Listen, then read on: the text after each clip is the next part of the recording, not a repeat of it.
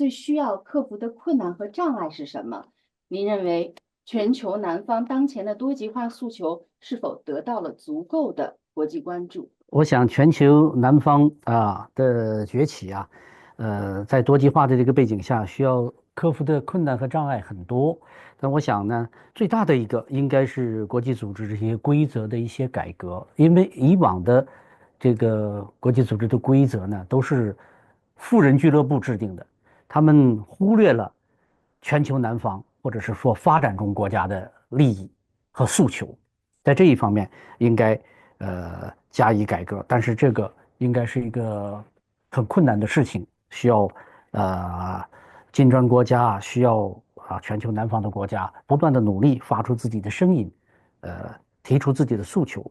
第二个呢，就是这些发展中国家或者全球南方国家的自身的发展，这非常重要。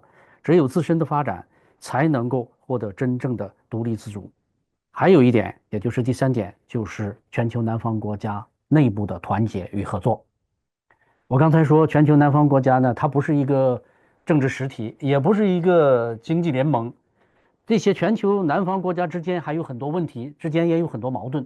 我们如何把目光放得长远，去关注全球南方整体的发展？这样呢，才能够“一带一路”才能走得更远，金砖机制等等才能发挥更大的作用，就是团结与合作。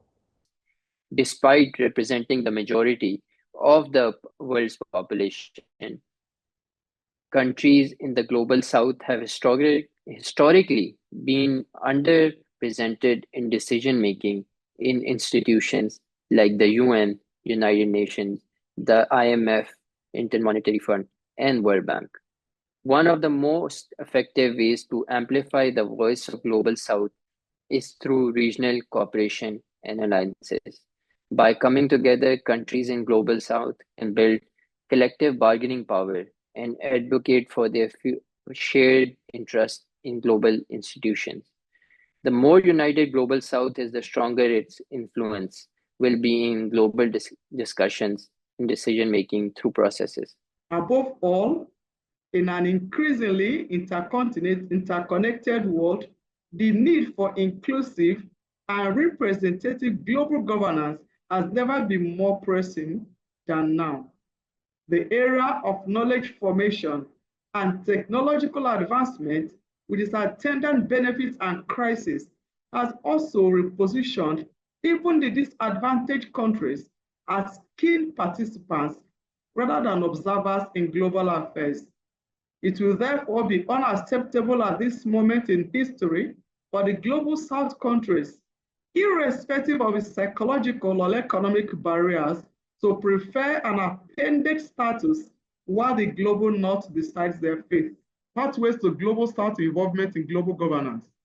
Although the phrase global south refers largely to regions within the Latin America, Asia, Africa, and Oceania, also tagged the world, comprising mostly of low-income countries and often politically or culturally marginalized, with the economic emergence of China and its technological stride, which has strategically positioned it at the forefront of the global south countries.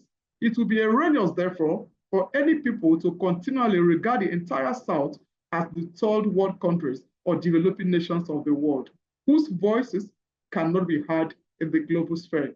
Already, the global south is on the right path by coming together with their intention to harness its potentials and build a more inclusive, equitable, and prosperous countries. But to be more relevant in global governance, it should do well to strengthen regional organizations and promote regional integration.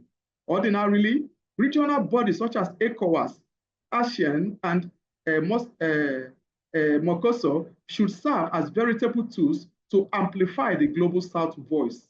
Above all, the member countries will endeavor to foster South-South cooperation through knowledge sharing and collaboration on development projects.